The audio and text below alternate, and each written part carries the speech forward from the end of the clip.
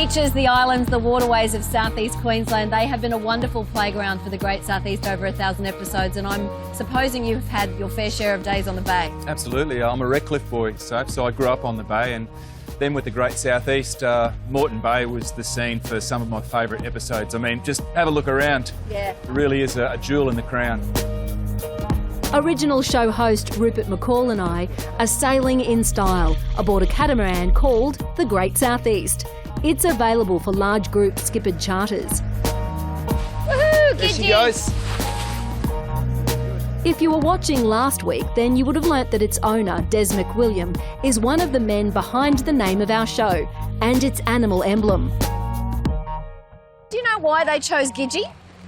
You better tell me. Well, first of all, Gizzy's named after a smelly tree, but that's not the story. When they were looking for an animal, they thought the sugar glider was perfect because it's a really social little animal, and given that she can spread those little arms out and glide from tree to tree, meant that she could touch different parts of the Great Southeast. That just about sums it up, I'd reckon. Yeah. As Rupert tells it, the Great Southeast was his first big gig on television. He's since gained fame as an inspiring poet, guest speaker and tribute writer, with plenty of time spent performing in front of an audience. The first show, the pilot, was a trip to St Helena Island, so straight away we're on Moreton Bay, and so many episodes since, having a few flashbacks out here so far. There were dolphins. I'd like you to meet Tuffy, and we're not doing it too tough at all, are we, mate? There were whales. We're having a whale of a time here. You know, talking about whale watching, I know you would have done the whale watching story. I certainly have, and we've seen that as one of the benchmarks that have really changed in terms of the amount of operators who are offering the service and the amount of whales. Absolutely. I remember that first whale watch, and it's almost like the pioneering days of the industry.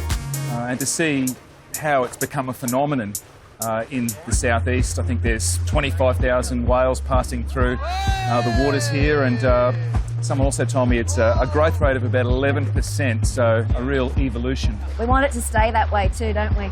You've travelled all over the world. I mean, there aren't probably too many parts of the world you haven't touched in one way, shape or form. What keeps you living in the southeast corner? Well, it's hard to beat. I mean, you know, I think that's probably the moral to the story. The more you travel around the world, the more you appreciate how good it is in our own backyard, and you wouldn't give it up for anything. Nah. On that note, contact information for the experiences that we've shared today will pop up if you visit our website. And we're always happy for you to suggest ideas on our Facebook page.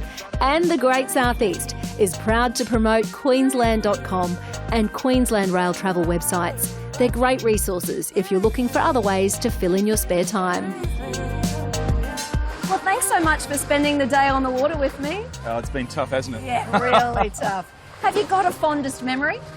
Good question. Did so many exciting and wonderful things in my time at the Great Southeast. Jumped out of perfectly good planes, all of the above. But I think the scariest thing that I did was ride a bull. Adrenaline is out of control.